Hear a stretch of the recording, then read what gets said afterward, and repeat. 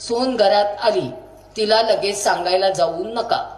काही नव्हतं बाई, किती कष्ट. तुम्ही तुमचे कष्ट सुनांना ऐकवू नका.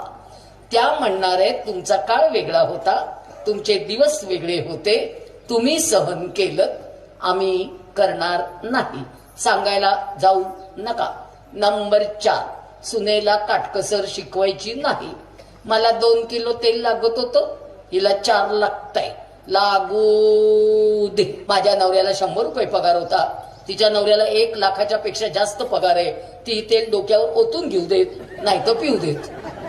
तुम्ही बोलू नका. हाताची घडी, तोंडावर बोट. 498 आरोपी नंबर 2 सासू. सासरा कुठेही आरोपी नाही.